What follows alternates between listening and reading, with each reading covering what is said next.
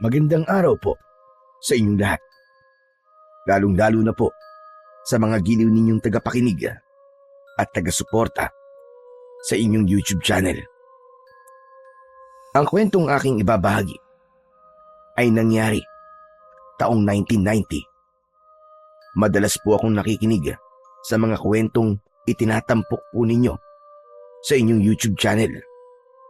Kaya naisipan ko rin po na sumulat sa inyo para maibahagi ko rin sa lahat ang nakakatakot na karanasan namin ni tatay. Nang lumipat po kami sa baryo ng Santa Rosa. Nung una, ang buong akala ko po ay inilalayo lamang ako ni tatay sa aking mga kaibigan na may hindi mabuting impluwensya sa akin. Palagi po kasi akong napapasama sa gulo kapag sila ang kasama ko. Pero nang kami ay makarating sa baryo, natuklasan ko po na doon din pala nagpunta ang aking ina at ang kapatid na 17 taon nang nawawala. Sa una po, na pagtira namin doon ay payapa naman ang lugar. Ngunit hindi nagtagal, unti-unti naming nakikita ang tunay na misteryong itinatago ng mga tao sa baryong yon na hanggang ngayon ay hindi ko po makakalimutan. Kilalanin niyo na lamang po ako sa pangalang Waldo. At ito ang aking kwento. Alam ko nagulat ka sa biglang pagdedesisyon ko na lumipat tayo sa baryo ng Santa Rosa. Mabuti naman po at alam niyo, tay. Gusto ko pong malaman kung anong dahilan at biglaan po ang pasya niyo. Marami akong dahilan, anak. Inilalayo lamang kita sa mga kaibigan mo na hindi magandang impluwensya sa'yo. Palagi ka na lang napapasama sa gulo. Natutuwa ka ba ng ganon? Na tinatawag ka nilang berador? Tay, ipinagtatanggol ko lamang po ang aking sarili. Kung di po ako lalaban sa kanila, lumalabas po na duwag ako. At kapag ginayaan ko naman po sila, baka ako naman po ang pinaglalamayan ngayon. Kaya nga iniiwas na kita sa kanila, anak. Hindi sa lahat ng oras ay palagi mo may pagtatanggol lang yung sarili. Paano kung bigla na lamang may tumaydor sa'yo? Iisa lang ang buhay, anak. Kaya sana'y mag-iingat ka. At bilang ama mo, masyado na akong nag-aalala para sa'yo. Kaya tama lang ito naging desisyon ko, ang lumipat sa baryong yon. Hindi po ako naniniwalang yun lang po ang dahilan nyo, tay. Sa palagay ko po, meron pa po kayong hindi sinasabi sa akin. Ay nako, Waldo. Bahala ka na sa gusto mong isipin. Teka, bakit naman hanggang dito nakasukbit ang itak mo sa bewang mo? Kaya siguro pinagtitinginan tayo ng mga tao kanina Dahil dala mo yan. Itago mo na nga yan. Tay, pati ba naman to, pinakikialaman niyo pa? Hindi kita pinakikialaman. Ilagay mo sa tamang lugar ang pagdadala mo ng itak. Para ka namang sasabak sa gira niyan Nasa loob tayo ng buso. Baka mamaya niyan umakyat dito mga pulis. Tapos isipin nila na may binabala kang masama sa mga pasahero. Uso pa naman ngayon ang huldapan. Pero tay, hindi po kasi ako komportable kung wala po to sa bewang ko. Para bang palagi po ako nag-aalala. Ay nako. Sige na, itago mo na yan. Mamaya mo na lang isukbit yan kapag nakarating na tayo sa baryo. Sige na. Pabira naman talaga, oo. Ako kinakabahan sa ginagawa mo Sige na nga po, tatago ko na po. Baka kung saan pa makarating ang usapan natin. Mabuti naman. Para naman mapanatag na ang kalooban ko. Sige na, itago mo na yan. Oo na po. Ay tay, maiba ako. Sigurado po ba kayo dun sa lugar na pupuntahan natin? Oo naman. Maganda sa lugar na yon. Ang sabi ni Aling Tess. Tahimik, malayo sa gulo, at malayo sa mga kaibigan mong pasaway. Ang sabi niya, marami raw ang pumupunta sa lugar na yon at hindi na raw bumabalik. Ibig sabihin daw nun, nagugustuhan nila ang lugar, kaya ayaw na nilang umalis. Ay nako, para sa akin, baka meron din na ibang dahilan kung bakit hindi sila nakakabalik. Tay, mahirap po maniwala sa taong hindi pa naman yata nakakarating ng Santa Rosa. Hindi yun ang iniisip ko, anak. Tiwala ako na magandang lugar na yon at habang tama yun para sa ating dalawa. Ay nako, wala na talaga ako masasabi sa inyo, Tay. Planado nyo na ang paglipat sa baryong yun. Kaya lang po, nag-aalala po ako. Para kasing nakakatakot sa lugar na pupuntahan natin eh. Bakit mo naman nasabi yan, anak? Hindi pa nga tayo nakakarating sa lugar na yun. Tapos sinuhusgaan mo na kagad. Kita naman po, tumingin po kayo sa labas ng bintana. Kanina pa po tayong bumabiyahe, pero hanggang ngayon, wala pa rin tayong nakikitang bahay sa gilid ng kalsada. Kahit tao man lang sana na naglalakad. Maliban sa malawak na talahiban at palayan, wala nang ibang magandang tanawin sa lugar na to. Sus, ikaw lang ang gumagawa ng dahilan para takutin ang sarili mo. Hindi na ako nagulat na ganyan ang itsura ng lugar na pupuntahan natin. Dahil dati akong laking probinsya, anak. Ganito talaga ang itsura, lalo na at liblib ang baryo ng Santa Rosa. Kaya huwag ka na mag-isip ng kung ano-ano. Tinatakot mo sarili mo eh. Pero tayo hindi ko kayang gawin yun, ang hindi mag-isip. Tignan niyo naman po ang itsura ng mga pasahero sa unahan ng upuan natin. Ayun ho, yung matandang lalaki na may katabing buntis. Kanina ko pa po napapansin na panay po ang linga sa paligid. Ganon din po rito sa tapat ng upuan natin. Napapansin niyo po ba ang dalawang lalaki na panay ang tayo at tingin sa unahan ng sasakyan? Halata naman sa kanila na nag-aalala rin sila sa lugar na pupuntahan natin. Kung nag-aalala sila, bakit hindi pa sila bumaba at wag nang tumuloy? Ay nako, basta alam ko, tumigil ka na sa kapapansin mo sa mga kasama natin pasahero. Pati ako kinakabahan sa mga pinagsasasabi mo eh. Tay, sinasabi ko lang naman po kung anong napapansin ko. Sanay ako sa pakikihalubilo sa mga tao, kaya kabisado ko kung anong ibig sabihin ng kanilang mga kinikilos. Natitiya ko po na pareho kami ng nararamdaman. Nag-aalala rin po sila sa itsura ng lugar.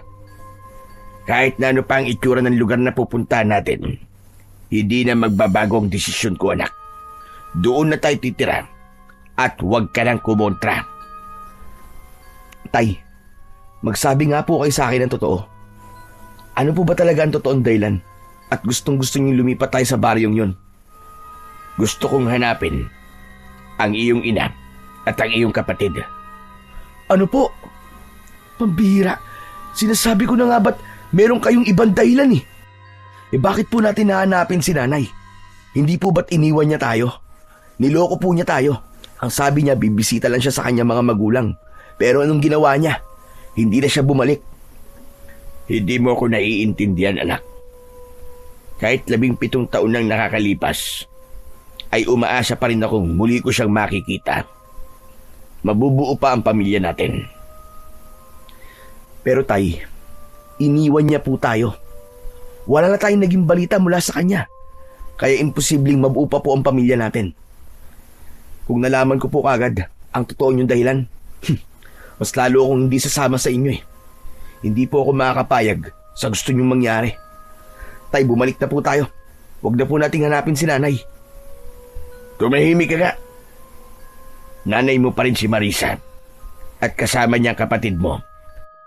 Kaya sa ayaw at sa gusto mo, sasama ka sa akin at hahanapin natin sila. Wala na akong nagawa nang sabihin yun ni tatay.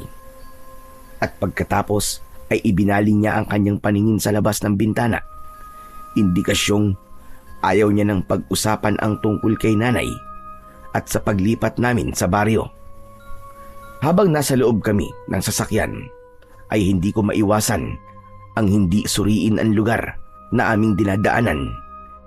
Maging ang ibang tao na naroroon ay hindi rin napapakali sa kanilang upuan. Pagkalipas ng ilang oras na pagbiyahe, sa wakas ay narating namin ang unang tigilan ng sasakyan. Kami ang unang bumaba ng bus. Pag alis ng bus, ay natuon sa amin ang atensyon ng mga taong naroroon. Bumundol ang kaba sa aking dibdib nang mapansin ko ang kakaiba nilang pagtitig. Mula ulo hanggang paa ang tingin nila sa amin na para bang sinusuri nila ang aming pagkatao. Maya-maya pa ay napako ang atensyon namin sa isang matandang lalaki na panay ang sulyap sa aming mga dala. Nagtitinda siya ng mais sa gilid ng kalsada. Nagkatinginan kami ni tatay. Saka kami nagdesisyon na lapitan ito para magtanong. Pagkalapit namin sa matanda, ay si tatay na ang nakipag-usap dito. Tatang, mawalang galang na po sa inyo. Pwede po ba magtanong? Ito po ba ang baryo ng Santa Rosa? Tumango ang matandang lalaki bilang tugon sa tanong ni tatay. Saka nagpalinga-linga sa paligid. Pero hindi siya nagsasalita. Tuloy lang siya sa pagpaypay ng inihaw na mais. Kaya naman, inulit ni tatay ang pagtatanong. May alam po ba kayo na paupa ang bahay na maaari po naming matuluyang pansamantala? Kumunot ang noo ng matandang lalaki. Bumakas sa kanyang muka ang pag-aalala at pagtataka. Pero bigla siyang tumayo at itinuro ang direksyon sa makipot at mabatong kalsada na papasok sa kakahuyan.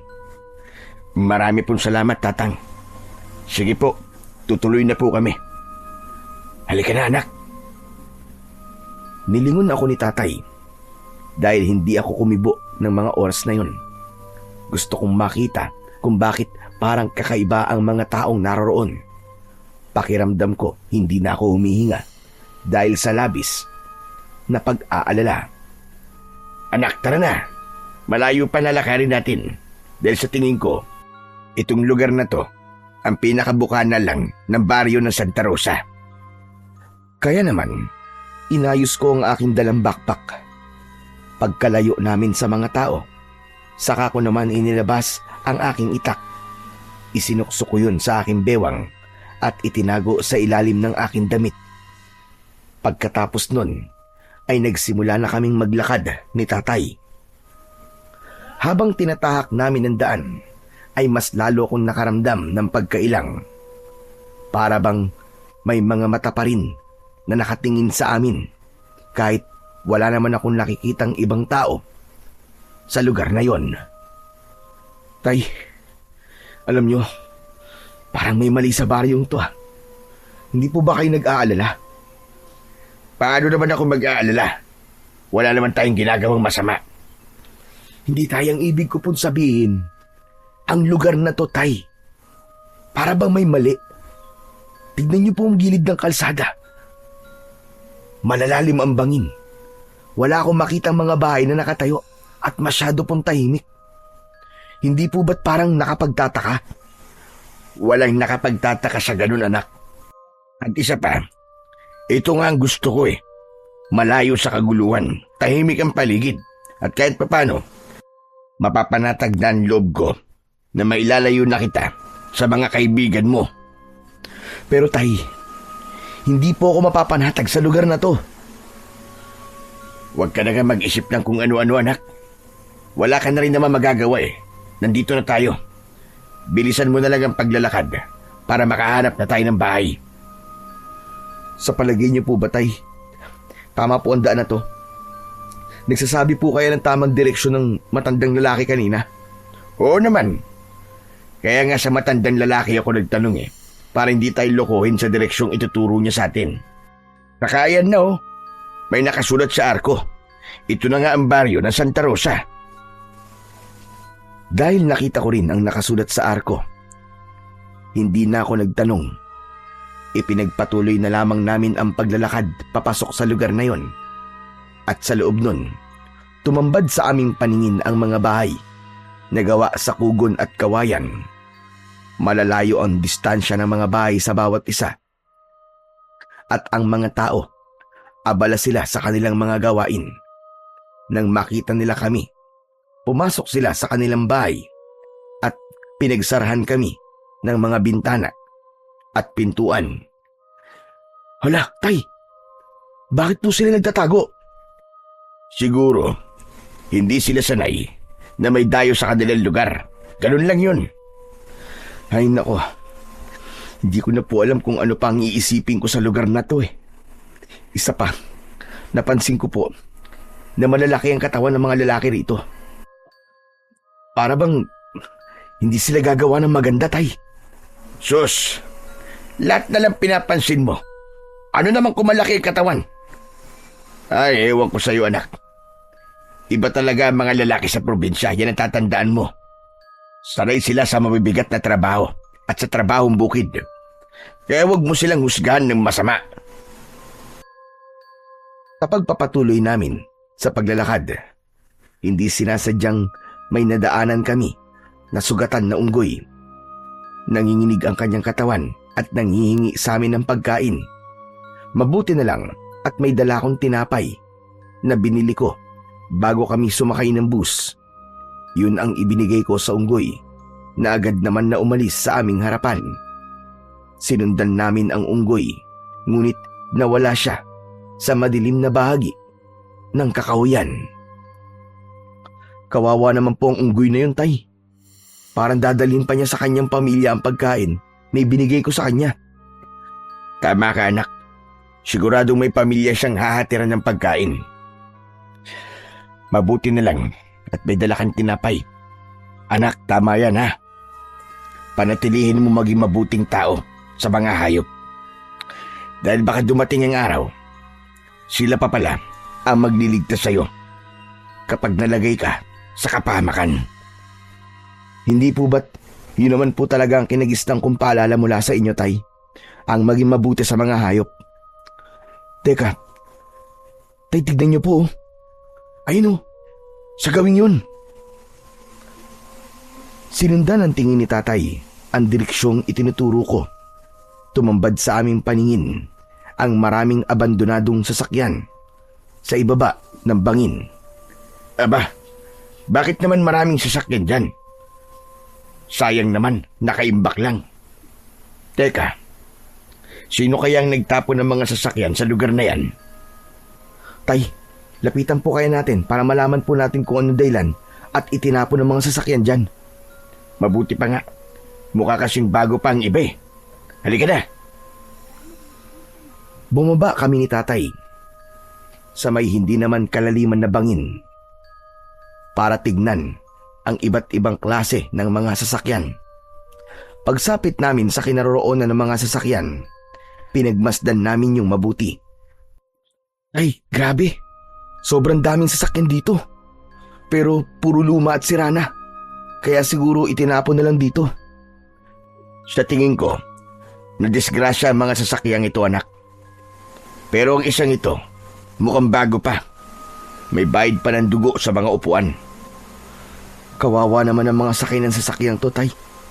Ano kaya kung pasukin ko po ang loob ng mga sasakyan? Baka lang po may makita po akong gamit na magbibigay ng impormasyon tungkol po sa mga biktima. Ikaw ang bahala. Ako rin. Titingin din ako rito sa kabila. Naghiwalay kami ni tatay. At sa aking paglalakad, nakita ko ang isang lumang jeep. Ginagapangan na yon ng ligaw na damo.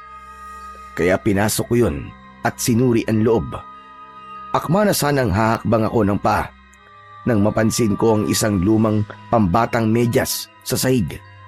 Kinuha ko yun at pinagmasdan dahil may burda yun na letrang A at isinilid ko yun sa aking bulsa.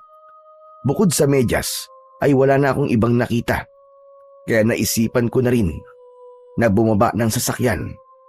Maya-maya pa ay narinig ko ang boses ni tatay mula sa itaas. Anak, tara na.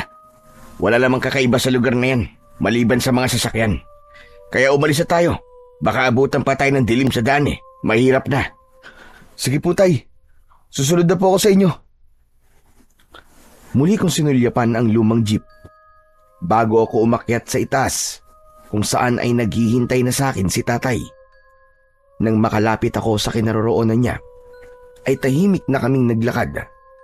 Pagkalipas ng ilang minuto, ay nadaanan namin ang isang pangkat ng kalalakihan. Sa tingin ko ay mga tanod dahil sa kanilang uniforme at hawak na batuta. Napansin ko na pinagtutulungan nilang bugbugin ang isang binata. Nakita ko rin na pumutok na ang kanyang labi dahil sa tinamong suntok mula sa 5 tanod. Tay, kawawa naman po yung lalaking pinagtutulungan ng mga tanod oh. Hindi na po makatarungan ang ginagawa nila. Hindi na nga po lumalaban yung tao pero sinasaktan pa rin nila. Nako, masama na ang lagay ng lalaking yun, anak. Balak na yata nilang patayin na. Tay, tulungan po natin siya. Bilisan nyo! Teka, sandali lang, anak. Baka tayo naman na mapahamak. Isa pa, hindi natin alam kung anong totoong dahilan kung bakit siya binubugbog ng mga tanod. Hindi na po mahalaga yun, Tay. Ang mahalaga, mailigtas po natin siya. Baka mapatay na siya ng mga lalaking yun At saka, hindi po dapat nila inilalagay sa kanilang mga kamay ang batas. Gaano mang kalaki ang kasalanan niya, wala pa rin po silang karapatan na saktan ang taong yun. Wag na, anak. Wag na tayong makialam sa kanila. Madadamay lang tayo dyan. Tay, hindi pwede. Hindi ko po kayang makita na mayroong binubugbog na tao sa harapan ko. Lalong-lalo na po kung wala naman siyang kakayahan para ipagtanggol ang kanyang sarili. Kung may magagawa naman po tayong tulong, bakit po hindi natin siya tulungan? Wala nang nagawa si tatay nang bigla akong tumakbo papunta sa kinaroroonan ng mga tanod. Nang makalapit ako sa kanila, ay bigla silang tumigil sa pambubugbog nila sa lalaki. Dala ng labis na panghihina ng lalaki, bumagsak ito sa lupa. Mawalang galang na po sa inyo. Pero ano po bang kasalanan ng lalaking yan at pinagtutulungan niyo pong bugbugin? Hindi na po lumalaban sa inyo Mga tanod pa naman po kayo. Ay, kung sino ka man, huwag ka na makialam dito. May kasalanan ako sa kanila. Kaya nila ako binubugbog. Kahit na pa hindi makatarungan ng paraan nila ng panghuhuli sa'yo. Hindi ka naman lumalaban Kaya kayo, kung tanod kayo at batas ang pinaiiral nyo, hindi nyo dapat to ginagawa. Imbis na makinig, ay nakita kong sinipa ng isang tanod ang lalaking nakahandusay sa lupa. Kaya wala na akong inaksayang oras. Tumalon ako, sabay sipa sa mukha ng tanod na nanakit sa lalaki. Bumagsak ito sa lupa.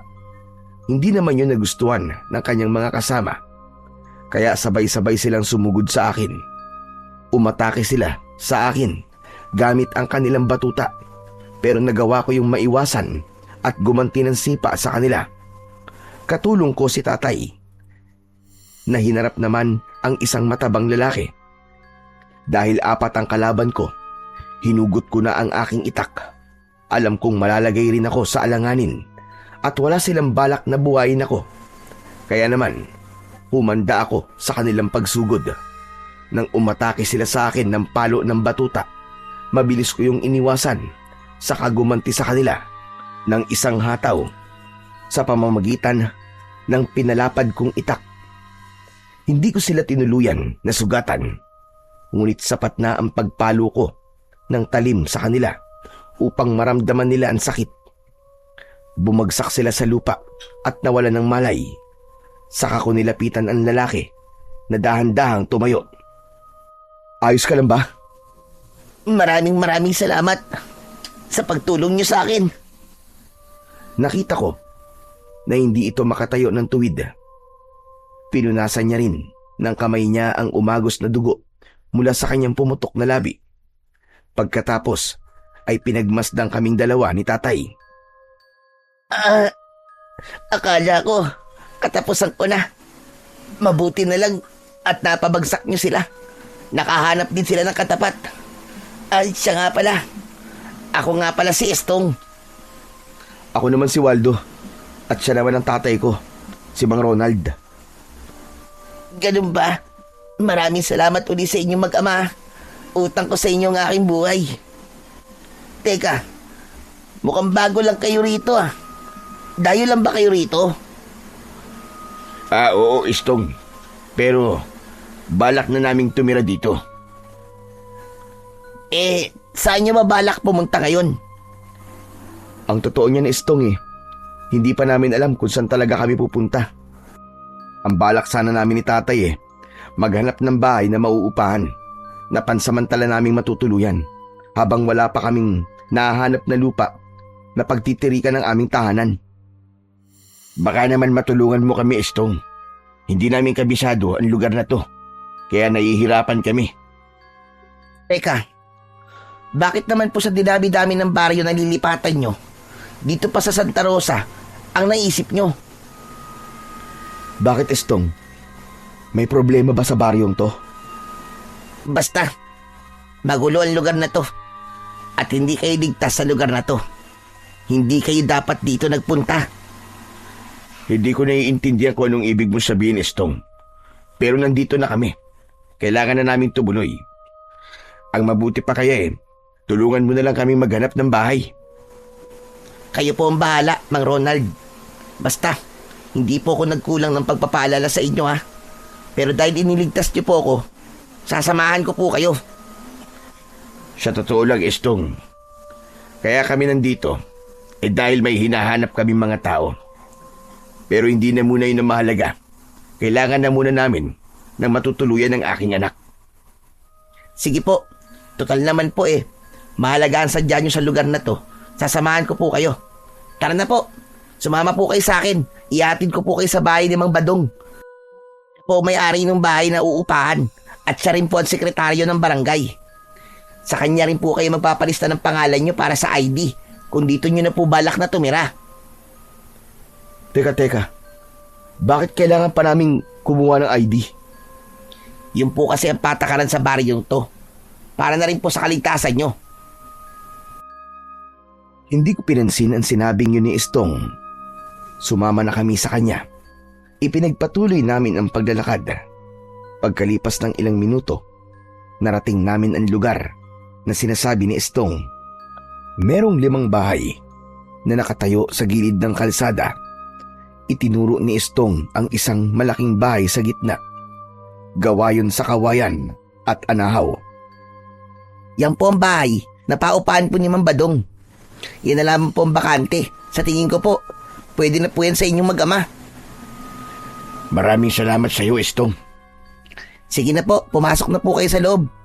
Nang makita niyo po si Mang Badong, palagi po kasi niyang nililinisan ang bahay na yan Maraming salamat sa iyo, Estong ha.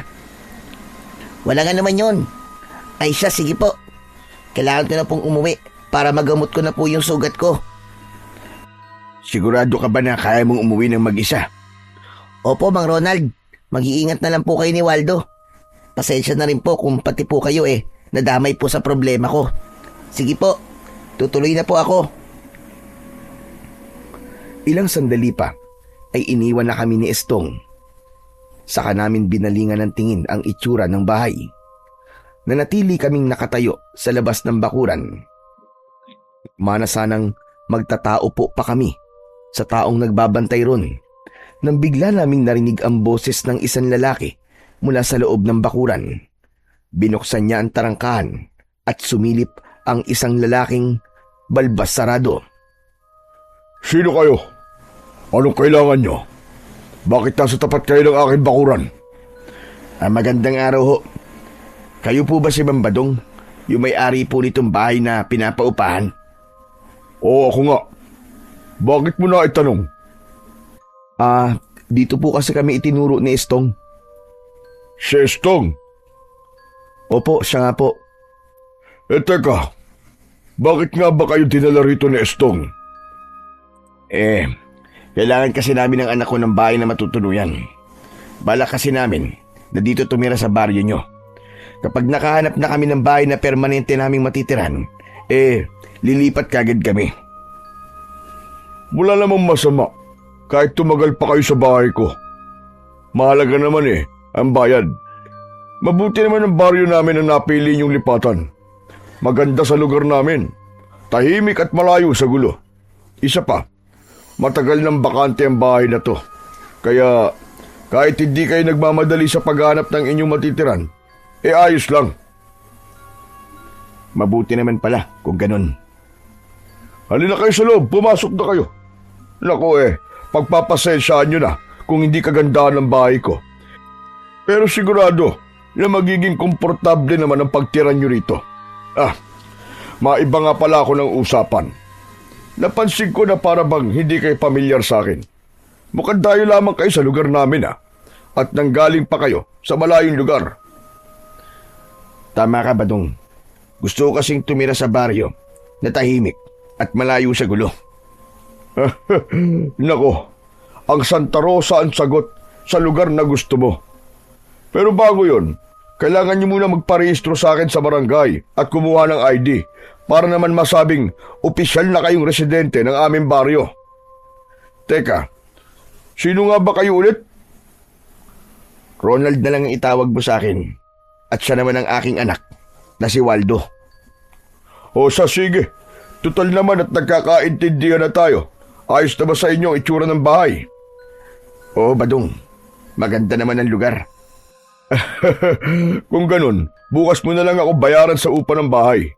Kailangan ko pa kasing umalis Pumunta na lang kayo sa barangay hall para sa ID at dun mo na lang din isabay ang bayad O bueno, bago ako umalis, ay ililibot ko muna kayo sa kabuuan ng bahay. Tumangulang ang aking ama sa sinabing yun ni Mang Badong. Nauna siyang naglakad sa amin. Kasunod kami. Sa pagpasok namin sa loob ng bakuran, bumungad sa amin ang maraming halaman na namumulaklak sa paligid. Ganon din ang matataas na puno na nakadagdag sa ganda ng itsura ng bahay. Ngunit sa kabila ng magandang tanawin na aking nakikita, hindi naman maipaliwanag ang kabang nararamdaman ko ng mga sandaling yun. 1,000 lang ang upa sa bahay ko sa loob ng 1 buwan. Libre na ang tubig. Kaya lang, wala tayong kuryente rito. Meron kaming libreng gasera na nilalagyan nyo ng gas. Meron nagtitinda ng gas sa lugar na to. Kaya hindi rin naman magiging mahirap para sa inyo. May karpyo ang baryo namin. Pagpatak ng 10:00 ng gabi, kailangan nasa loob na kayo ng pamamahay nyo. Dahil kung hindi, binubugbog ng tanod ang sino mang mauhuling pasaway. Nag-iingat lang kami sa mababangis na hayop na gumagala kapag gabi. Teka, bakit naman po bugbog ang parusa sa mga lumalabag ng karpyo? Matitigas kasi ang ulo ng mga tao rito Kapag mabait ang nagpapatupad ng karpyo, binabaliwala nila ang batas. Samantala kung tutuusin naman, ay para rin yun sa kanilang kaligtasan. Kaya naman, napipilitan kami na bigyan sila ng marahas na leksyon. Nang marinig ko yun, bigla kong naalala ang nangyari kay Estong. Siguro ay lumabag siya sa karpyo, kaya nasaktan siya. Nagkatingin ang kami ni tatay at bumakas sa kanyang muka ang pag-aalala. Siya nga pala. May mga kapitbahay kayo rito. Huwag nyo na lamang silang papansinin kung ano makikita nyo sa kanila. Para iwas away. Sige, Badong. Gagawin namin ang mga sinabi mo. Maraming salamat. Kung ayos na sa inyo ang mga napag-usapan natin, maaari na kayong pumasok sa loob ng bahay at ibaba ang inyong mga gamit para naman makapagpahinga na kayo ng maayos. Basta kapag may problema kayo, huwag kayong mahiyang magsabi sa akin Malapit sa barangay hall ang bahay ko at hindi naman yun malayo rito. Basta mga biniling ko, iwasan yung lumabas ng bahay lalo na kung gabi na. Abay, nagkalat kasi ang mababangis na unggoy sa paligid. Marami pong salamat, Mang Badong. Mag-iingat po kayo. Tumango si Mang Badong bilang tugon sa sinabi ko. Subalit, palihim siyang napasulyap sa aking mga dalang gamit. Maging ang aking bewang kung saan ay nakatago naman ang aking itak. Nang tuluyang makaalis si Mang Badong, pumasok kami sa loob ng bahay.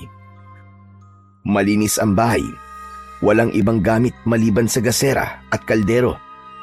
2 ang silid at sakto yun sa aming 2 ni tatay. Nang maiayos namin ang aming mga gamit, ay nagpahinga kami sa loob ng aming kwarto. Pagsapit ng gabi, bigla kaming nakarinig ng huni sa labas ng aming bahay. Kaya hindi ako nakatiis. Bumangon ako at pumasok sa loob ng kwarto ni tatay. Nadatnan ko na nakaupo siya sa gilid ng katre.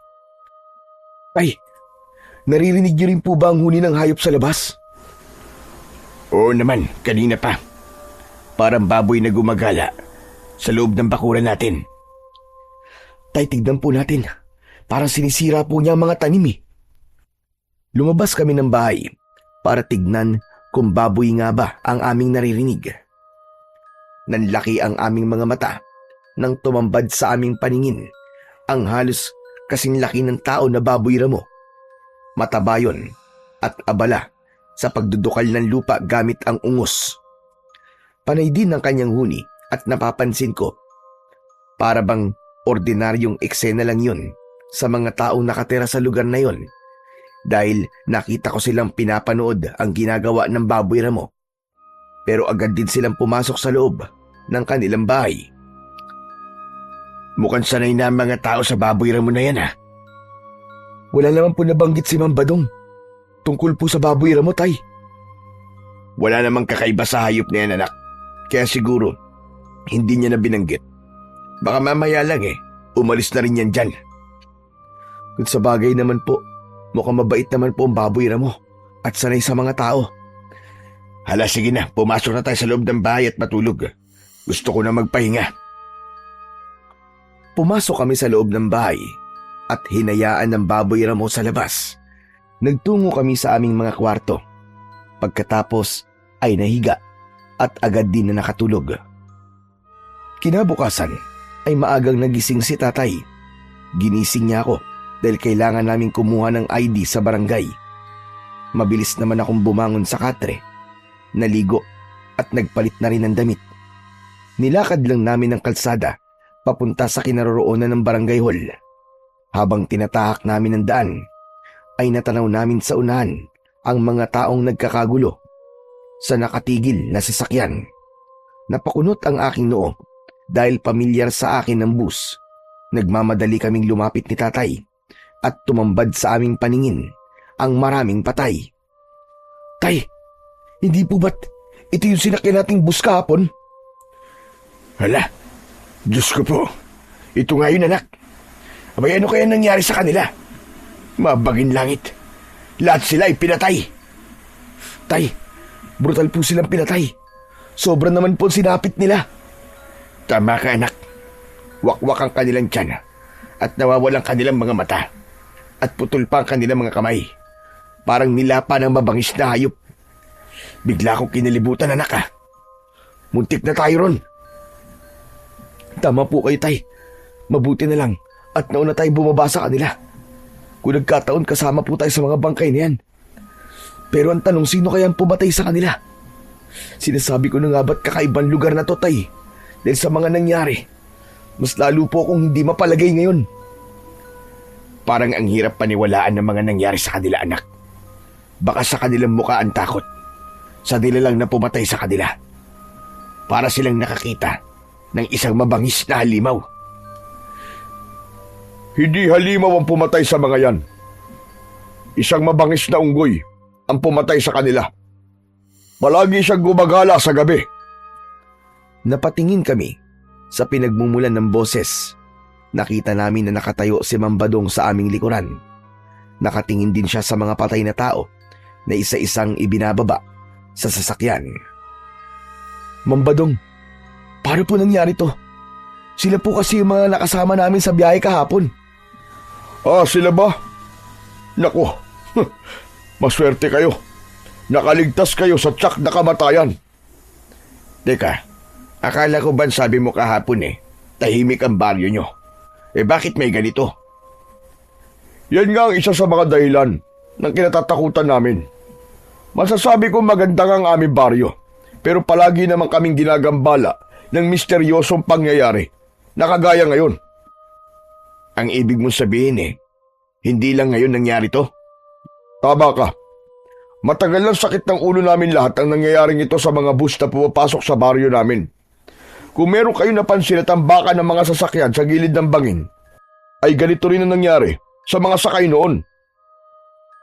Ano po bang klaseng unggoy ang sinasabi niyong pumatay sa kanila? Bakit hanggang ngayon po wala pa rin ginagawa ang kawani ng gobyerno ukol rito? Dahil hanggang ngayon ay wala pa rin naglalakas ng loob na hanapin ang unggoy na pumapatay. Teka Badong, paano naman kayo nakakasigurong unggoy nga ang pumatay sa mga yan? Yun ang balita. At sabi, ginutom raw ang unggoy ng kanyang amo. Kaya naghanap ng pagkain. Nang makatikim siya ng karne ng tao, hinahanap-hanap na niya ito at patuloy siyang umaatake sa mga tao. Ang ipinagtataka lang namin, ang inaatake lang niya ay ang mga taong nasa loob ng sasakyan. Lalo na kapag dayolan dito. Lahat ng mga sasakyan pumapasok sa baryo namin. Yun ang kanyang pinupuntirya. Ano po ang aksyon ni Kapitan? Ayun, kagaya ng ginagawa ng ibang kapitan, nagpapatupad ng karpyo. Kaya lang, nangyayari pa rin ito dahil sa mga sasakyan pumapasok sa lugar na ito. Mabuti na lang talaga at nakababa kayo bago sila inatake ng unggoy. Nakakatakot po pala ang lugar niyo. Hindi naman. Sanay na kami. Isa pa, hindi ka dapat matakot sa mga ganong klaseng nilalang. Sa tingin ko naman kaya mo ring ipagtanggol ang sarili mo. Teka, saan ba kayo pupuntang mag-ama? Hindi po ba't nabanggit niyo na kailangan po namin kumuha ng ID? Ibibigay din po ni tatay sa inyo ang bayad sa upa. Ganun ba? Hala, sige. Ang mabuti pa sumabay na kayo sa akin. Sumama kami ni tatay kay Mambadong, papunta sa barangay hall. Pagkarating namin doon, ay napansin ko ang 5 tanod na nakalaban namin kahapon. Masama ang kanilang tingin at baka sa kanilang muka ang mga pasa. Pinakiramdaman namin kung uungkatin nila ang nangyari, ngunit umalis sila at hindi kami pinakialaman. Maya-maya pa ay iniabot ni tatay ang bayad kay Mambadong, kasabay ng pagproseso ng aming ID. Pagkatapos ay lumabas kami ng barangay hall at tahimik na umuwi sa aming bahay. Pagsapit ng gabi ay hindi ako dalawin ng antok. Gumugulo pa rin sa aking isip ang trahedyang nakita ko kanina. Kaya naman, pumunta ako sa kwarto ni tatay. Nadatnan ko siya na naghahasa ng kanyang itak. Bigla siyang tumigil nang lumapit ako at nagtataka na napatingin sa akin. Tay, bakit hindi pa po kayo natutulog? Gumugulo kasi sa isip ko ang nangyari sa mga kasama natin sa bus. Paano kung ganun din ang nangyari kay Marisa at sa iyong kapatid? Paano kung yun ang dahilan kung bakit hindi na sila nakabalik sa atin? Bumundol ang kaba sa aking dibdib nang marinig ko ang sinabing yun ni tatay. Pagkatapos tumayo siya at lumapit sa akin. Bumakas ang pag-aalala sa kanyang muka. Anak, ano sa palagay mo ang totoong nangyari sa mga kasama natin? Hindi po ako sigurado, tay. Hindi po ako naniniwalang unggoy po ang pumatay sa kanila. Ano po kaya kung ngayong gabi magmatsyag po tayo sa paligid, katulad po ng ginagawa natin doon sa baryo natin? Sigurado ka ba sa plano mo, anak? Opo, tay. Ito lang po naiisip kong paraan para malaman natin kung ano ang katotohanan. Kahit hindi ko po kilala mga kasama natin sa sasakyan, nalulungkot pa rin po ako sa mga nangyari sa kanila. Gusto ko pong malaman kung ano po talaga ang totoong sinapit nila. Bibigyan ko po sila ng hustisya. Pero anak, hindi na natin problema yun. Baka mamaya tayo naman ang mapahamak sa gagawin natin. Pero tay, hindi rin naman po ako matatahimik kung mananatili tayong buhay at ang mga kasama natin ay pinatay lahat. Paano naman po yung mga pamilya nila na nag-aalala sa kanila? Isa pa, tay, paano po kung ganun din nga nangyari kay nanay at sa kapatid ko? Parang gusto ko po magsisi sa mga sinabi ko kahapon tungkol kay nanay. Bigla po ako natakot, tay. Paano po kung kasama sila sa mga naging biktima ng mabangista nila lang na yun? Diyos ko, sana naman ay hindi, anak. Sana ay hindi sila napahamak. Para akong binuhusan ng malamig na tubig sa labis na pag-aalala para sa aking ina at kapatid. Nang mga sandaling yun ay para bang bigla kong nawalan ng pag-asa na buhay pa sila. Dahil doon, mas lalo kong inasam na mahanap ang nilalang na pumatay na mga pasahero sa bus. Ang mabuti pa, anak, Gawin na natin kung ano naiisip mong plano. Hala, sige na. Ihanda mo na ang mga dadali natin. Magmamatsyag tayo sa paligid. Pero kapag wala tayong nakita, uuwi rin tayo kagad. Para hindi tayo mahuli nang nagpapatupad sa karpyo. Opo tay, mag-iingat na lamang po tayo para hindi nila malaman ang lihim nating pagmamatsyag. Mabilis kaming naghanda. Nagsuot kami ng sombrero upang wala kagad makakilala sa amin kung sakaling may makakakita sa amin. Isinukbit din namin ang aming itak sa bewang. Hindi kami nagdala ng gasera dahil maliwanag naman ang sikat ng buwan. Maingat kaming lumabas ng bahay at tinaak ang kalsada papunta sa kinaroroonan ng sasakyan. Pagdating namin doon, wala ng tao. Tay, may naisip ako. Ang mabuti po, magpanggap po tayong pasahero.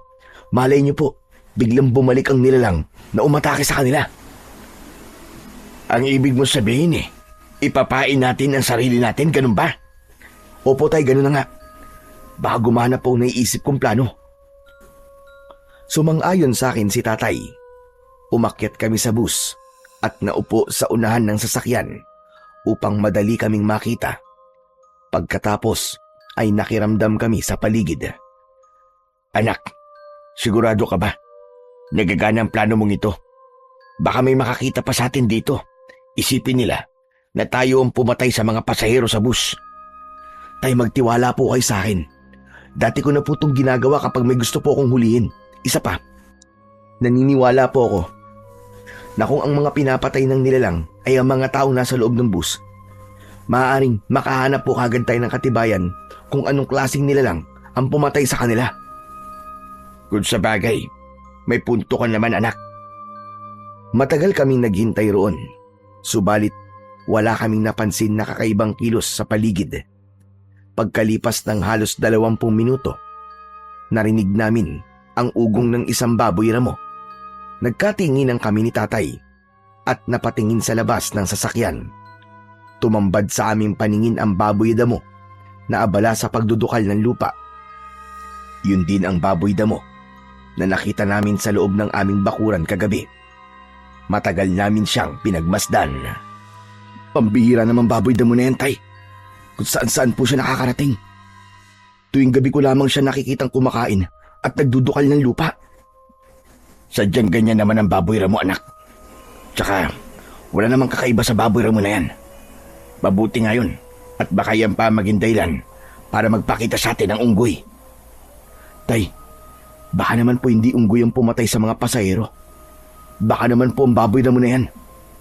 Imposible yun, anak. Wala namang balita na pumapatay ng tao ang mga baboy ramo. Kung unggoy, pwede pa. Nagkakamali po kayo, tay. Meron din pong napapabalita na minsan nang pumatay ng tao ang isang baboy ramo. Magsasalita pa sana ako nang biglang dumating ang isang babaeng unggoy. Karga niya ang kanyang sanggol. Bigla itong bumagsak sa lupa mula sa sanga ng puno at hindi na kumilos. Nanatili siyang nakatayo habang nakatingin sa baboy ramo. Nakatayo rin ito at nakipagtitigan sa unggoy. Mabilis ang tibok ng puso ko dahil ang buong akala ko aatakihin ng unggoy ang baboy ramo. Ngunit nagkamali ako. Inatake ng baboy ramo ang unggoy. Akmasa ng lulundag ang unggoy, ngunit naunahan ito ng baboy ramo. Kinagat nito kagad sa tiyan ng unggoy at itinakbo papunta sa madilim na bahagi ng kakahuyan. Tay, sundan po natin ang baboy ramo. Halika, bilisan mo. Kailangan malaman natin kung saan niya dinala ang unggoy. Bumaba kami ni tatay sa sasakyan para sundan ang baboy ramo. Tinahak namin ang masukal na kagubatan. Pagkalipas ng ilang minuto, ay biglang tumigil sa pagtakbo ang baboy ramo. Ibinaba niya sa lupa ang wala ng buhay na unggoy sa mismong lugar na direktang tinatamaan ng liwanag ng buwan. Nagtago kami ni tatay sa malaking puno habang pinagmamasdan ang ginagawa ng baboy ramo. Mula sa aming pinagtataguan ay kitang-kita namin ni tatay ang biglang pagtayo ng baboy ramo At sa isang iglap, nagbago yun ng anyo. Nagkaroon ito ng kalahating katawan ng tao at ang ulo ay sa baboy ramo. Nagsipagtaasan ang mga balahibo ko sa katawan nang makita namin ang kabuuan ng anyo ng isang halimaw. Nanginginig ang aking tuhod na napatingin sa aking ama. Tay, hindi siya totoong baboy ramo. Hindi po siya ordinaryong hayop, kundi isang halimaw. Tama ka, anak. Tignan mo ang ginagawa niya sa katawan ng unggoy. Kinain niya, pati ang anak nito. At gamit ang matutulis niyang kuko, winakwak niyang tiyan ng kaawa-awang unggoy. Tignan niyo, tay. Sinisip-sip din po niyan dugo ng unggoy. Pero bakit iba ang sinabi sa atin ni Mang Badong? Dahil ang buong akala nila, unggoy talaga ang pumapatay sa mga biktima. Malaking katibayan nito na merong aswang sa baryo nila. Hindi ko lang natitiyak kung anong klaseng nilalang siya. Tuluyan ng nilantakan ng aswang ang katawan ng unggoy at mula sa aming pinagkukublihan ay dinig namin ang pagmuya niya sa laman at buto ng unggoy. Umuungol siya sa sobrang sarap. Kaliwat kanan ang kanyang pagsubo sa lamang loob ng hayop. Nanginginig ang tuhod ko ng mga sandaling yon dahil yun ang kauna-unahang pagkakataon na nakakita ko ng aswang. Tay, pagkakataon ko na po ito para mapatay ang aswang. Teka, anak, sandali. Hindi mo sigurado kung gaano siya kalakas. Bahala na po, tay. Tiwala naman po ako sa kakayahan ko eh. Hindi na ako nagpapigil pa kay tatay. Lumabas ako sa aming pinagtataguan at dahil sa natuklasan ko, umusbong ang galit ko sa ginawa niya sa unggoy, pati na sa mga pasahero ng bus. Hoy! Halimaw ka! Pinatay mo ang unggoy! Kawawa naman! Humarap ka sa akin! Ipakita mo ang anyo mo! Gusto kong makita ang pagmumukha mo! Tumigil sa pagkain ang aswang at dahan-dahan na humarap sa akin. Nakita ko ang mapupula niyang mga mata. Matutulis ang kanyang mga kuko at mahaba ang buntot na humahampas sa damuhan. Umangil siya ng malakas, kaya lumitaw ang matutulis niyang mga pangil. Tumulo ang malapot niyang laway na may kasama pandugo. Subalit hindi ako natakot. Inihanda ko ang itak ko at matapang akong nakipagtitigan sa kanya. Ganun daw ang isa sa paraan para matakot ang isang nilalang. Kailangan labanan sila ng titigan. Kung ganun, ikaw pala ang totoong pumapatay sa mga pasahero ng busa na pumapasok sa baryong ito. Pinatay mo ang mga kasama ko. Hindi ko pa man natatapos ang aking sasabihin nang biglang sumugod ang aswang para umatake sa akin. Tumalon siya at pagpatak niya sa lupa ay saktong nasa harapan ko siya. Mabuti na lang at naging maagap ako sa pagkilos. Naiwasan ko ang kanyang suntok. At gumanti ako sa kanya ng taga na tumama naman sa kanyang dibdib. Sinundan ko yun ng pagsuntok sa kanyang muka. Ngunit gumanti siya sa akin ng kalmot na tumama naman sa aking dibdib. Kasunod ng paghampas ng kanyang buntot sa aking leeg. Bumagsak ako sa lupa. Kaya naman, sinamantala ng aswang ang pagkakataon habang nangihina pa ako.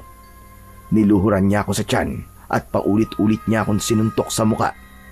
Nang iangat niya ang kanyang kamay, nakatutok sa akin ang matutulis niyang mga kuko. Bago pa man tuluyang bumaon sa katawan ko ang kuko niya, tinamaan ito ng sipa mula sa aking ama. Anak, tumayo ka! Bilisan mo! Kahit masakit ang aking katawan, pinilit ko pa ring bumangon at mahigpit kong hinawakan ng aking itak. Sumugod ako sa kinaroroonan ng aswang at hindi ko na hinintay na siya ay makabangon. Agad kong ibinaon sa kanyang dibdib ang hawak kong itak. Umangil siya ng malakas. Hindi ko alam na isa pala yung hudyat ng pagtatawag niya ng kanyang mga kasama. Akala ko nag-iisa lang ang aswang na baboy ramo, kaya nagulat kami ni tatay nang lumitaw sa likod ng mga puno ang maraming baboy ramo. Nag-anyo rin silang kagaya sa kalaban ko. Inatake nila kami, ngunit hindi ako nagpatinag. Nakipagpambuno kami ni tatay sa mga aswang. Tinamaan ako ng kalmot at kagat ng aswang sa aking binti. Si tatay naman ay tinamaan din ng kagat sa braso. Napasigaw siya sa labis na sakit. Kaya lumapit ako sa kanya at tinaga ang aswang hanggang sa bumagsak ito sa lupa. Ay, umalis na kayo! Ako na pong bahala rito! Hindi anak, lalabanan natin sila. Pero tay, parami po sila ng parami! Hindi nakinig sa akin si tatay. Tuloy lang siya sa pakikipaglaban sa mga aswang. Kaya naman, kahit nararamdaman ko ang panghihina, ay nakipaglaban pa rin ako sa mga aswang. Akala ko, katapusan na namin ng mga sandaling yun. Pero may biglang dumating. Si Estong, iniligtas niya kami. May dala siyang umuusok na bunot ng nyog, saka inihagis sa mga aswang. Nang kumalat ang makapal na usok sa paligid, nagsipulasan ang mga aswang. Umatras sila at lumayo. Kumalat ang amoy ng insenso sa paligid, kasunod ng pagsaboy ni Estong ng mga asin sa mga aswang, hanggang sa tuluyang mawala sila sa madilim na kakahuyan. Diyos ko! Waldo! Mang Ronald! Anong ginagawa niyo rito? Mabuti na lang po at narinig ko kayo. Teka, may mga sugat po kayo sa katawan na. Sinasabi ko na nga ba't kayo naririnig ko sumisigaw eh. Waldo, ano? Kaya mo bang maglakad? Oo, kakayanin ko, Estong. Agad akong inalalayan ni Estong para tumayo. Pagkatapos ay nilapitan namin si tatay na sinisira ang laylayan ng kanyang damit para itali yun sa sugat niya sa braso. Kailangan ko magamot kagad ang mga sugat nyo bago pa lumala. Tulungan mo kami, Estong. Hindi namin nakalain na yung baboy ramo pala ay isang aswang. Oo, marami nagkalat na aswang sa lugar na to. Kaya bakit kayo nandito? Anong ginagawa nyo sa gitna ng kagubatang ito? Mahabang kwento, Estong. Teka, saan mo ba kami dadalhin? Kay Lolo Taher po. Matutulungan niya po tayo. Halina po, kailangan na nating umalis dito bago pa mawala ang usok mula sa bunot ng nyog. Agad kaming naglakad palayo sa lugar na yon habang paika-ika ako sa paglalakad. Ramdam na ramdam ko ang sakit mula sa kalmot at kagat ng aswang sa aking katawan. Pagkalipas ng ilang minutong paglalakad, narating namin ang lumang bahay sa gitna ng kakahuyan. Umuusok pa ang kalanon at bukas ang gasera sa loob ng kubo. Teka, kaninong bahay ito, Estong? Ito ang bahay namin ni Lolo Taher. Manggagamot siya, kaya matutulungan niya tayo. Halina kayo sa loob. Baka masundan tayo ng mga aswang eh. Lo, tulungan niyo po ako. May mga kasama po akong sugatan. Mula sa loob ng bahay ay narinig namin ang yabag ng paa papalapit sa pintuan. Bumukas yun at sumilip ang isang matandang lalaki. Agad itong nagulat nang makita kami. Aba, Diyos ko po, sino mga taong yan? Bakit sila duguan? Saka na po ako magpapaliwanag, Lolo. Kailangan po muna niyong gamutin ang sugat nila. Inatake po sila ng aswang. Hala, sige, pumasok kayo sa loob. Bilisan nyo. Pagpasok namin sa loob ng bahay, ay agad na isinarado ng matanda ang pintuan at mga bintana. Nagsindi rin siya ng ilaw sa loob ng kusina at nagpabaga ng apoy sa kalan. Pagbalik ay may dala na itong umuusok na bunot ng nyog. Titig na titig sa akin si Lolo Taher. Pagkatapos ay tumingin sa kanyang apo. Ano bang nangyari sa kanila, Estong? Teka, sila ba yung sinasabi mong dayo sa baryo natin na tumulong sa'yo? Opo, sila nga po yun. Kailangan po nila ng tulong nyo, Lo.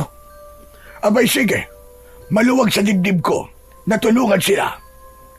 Salamat po, Lo. Mabuti na lang po. At napadaan ako sa lugar na yun. Mabuti na lang talaga dahil kung hindi, baka pinagtulungan na silang lapahay ng mga aswang. Bakit ba kayo nagpunta sa gubat ng ganitong oras? Hindi nyo ba alam na delikado ang lugar na ito?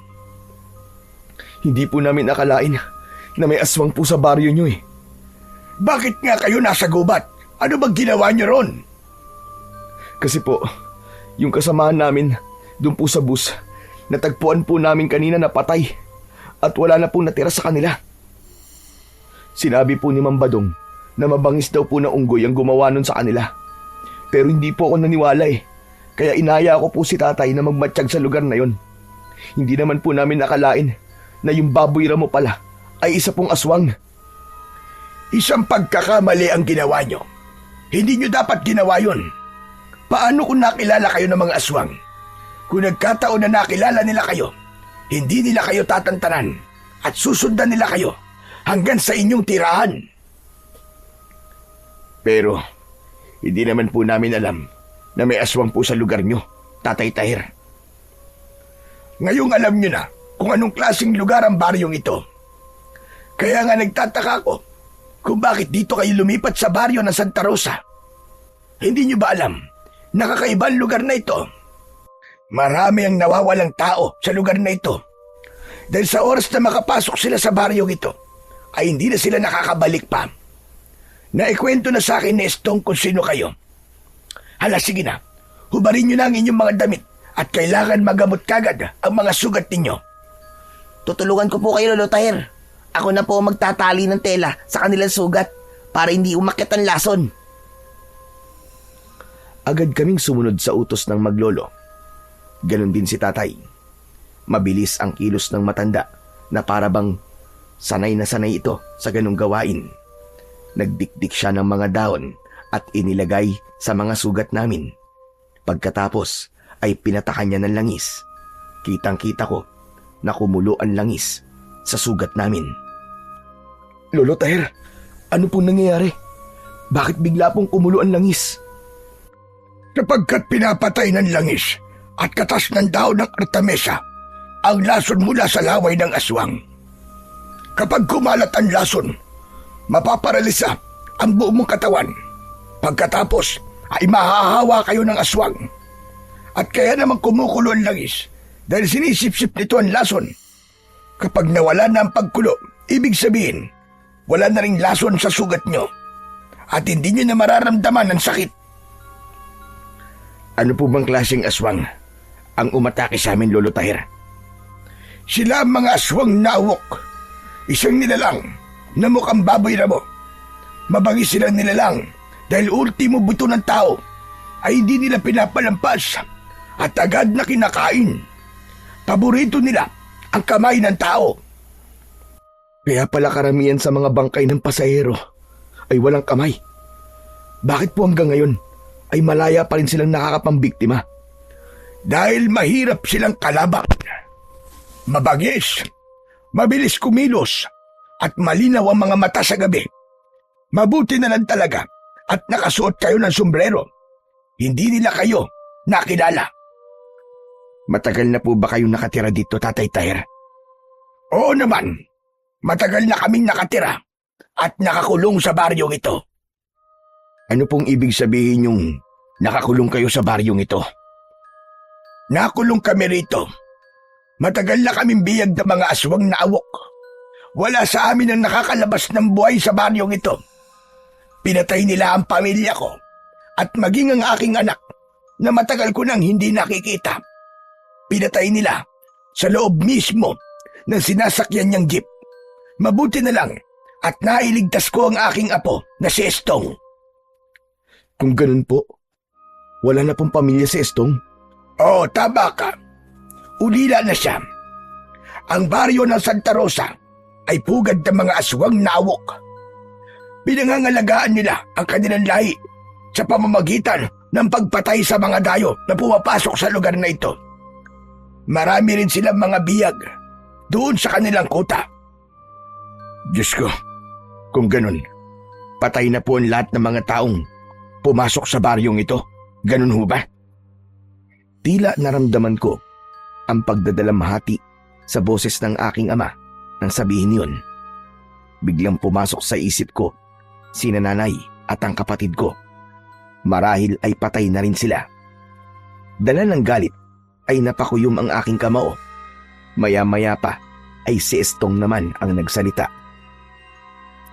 Lahat ng mga taong nakapalibot sa atin ay mga aswang. Kaya mahirap magtiwala sa kanila. Kung ganun, nakakulong na rin kami ni tatay sa pugad ng mga aswang. Tama ka, Waldo. Kung naaalala nyo, nung nadaanan nyo akong pinagtutulungang bugbugin ng mga tanod, nahuli nila akong lumapit sa mga bihag para magbigay ng pagkain sa kanila.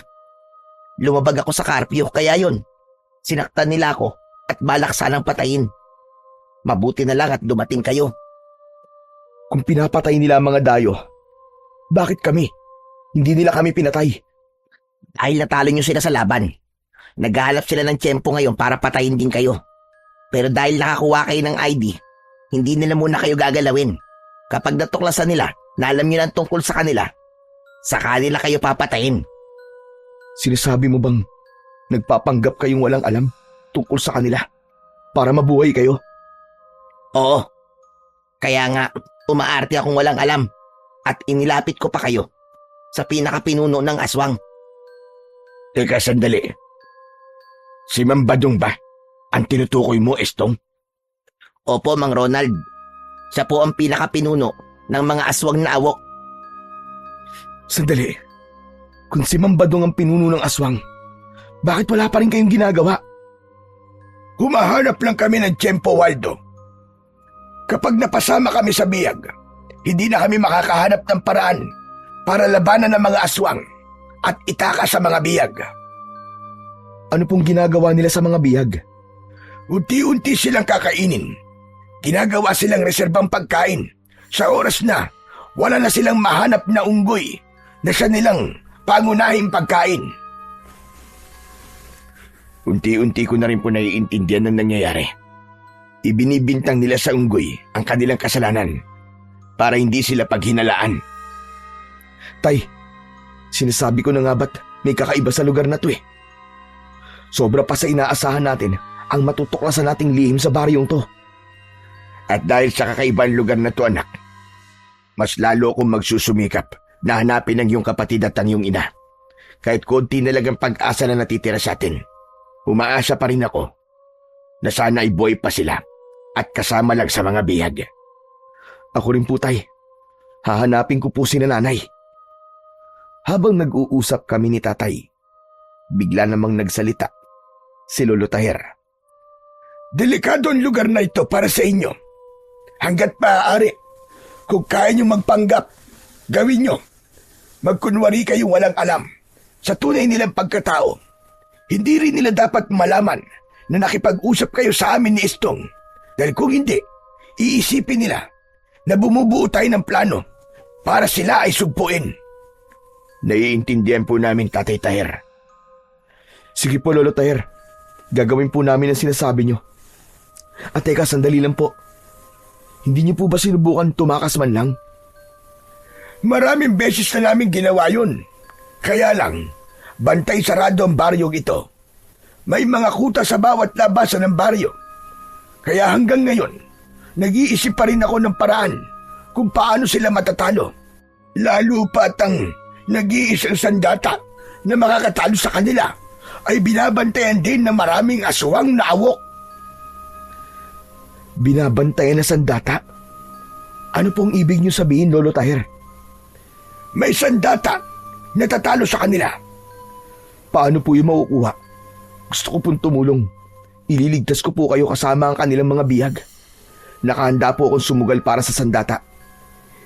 Bibigyan ko rin po ng katarungan ang mga nangyari sa aming mga kasama sa bus. Huwag, anak. Natatakot ako na baka mapahama ka. Ang kailangan lang na gawin natin ngayon ay tumakas sa lugar na ito at mahanap ang iyong ina. Hindi tayo makikipaglaban sa mga aswang. Walang puwang ang takot sa mga oras na to, tay. Kaduwagan ng pagtakas habang maraming tao ang nagdudusa at nangangailangan ng tulong. Nakahanda po ako sa mangyayari. At kasama sa plano ko, ang bigyan ng hustisya ang mga taong pinatay nila. Kung buo na ang desisyon mo, kailangan mong malaman na hindi magiging madali ang pagkuha sa iniingatang sandata. Kakayanin ko po yun, Lolo Tyre. Sige ho, sabihin niyo sa akin, paano ko po matatagpuan ang kinaroroonan ng sandatang itak? Sa gitna ng kagubatang ito, may isang malaking yungib. Isang kuweba na pinamumugaran ng mga aswang na awok. Kapag araw, doon sila nagtatago at nagpapahinga. Lalo na kapag may sugat sila, doon sila nagpapagaling. Lahat sila ay nagbabantay sa itak. Alam ni Estong ang lugar na yon. Maaari kanyang samahan at tulungan. Madali lang naman ang pagpunta ron. Ang pagpasok ang mahirap, Waldo. Dahil ang kinaroroonan ng sandata ay nasa ilalim mismo ng yungib. Ano po ang kakayahan ng sandatang naroon? Ang kakayahan ng itak ay ilabas ang kapangyarihan ng aswang mula sa kanyang katawan. Tinutunaw ng itak ang mutya ng awok. Teka, bakit po ganun kalakas ang itak? Dahil isa yung mahiwagang itak na pinanday sa gitna ng lindol at kidlat. Ang ibig ko sabihin, pinanday ang itak habang kumikidlat at lumilindol. Ang pinakamalalang epekto ng sugat na likha ng tanim ay ang pagkalusaw ng katawan ng mga aswang. Makapangyarihan po pala ang sandatang yun.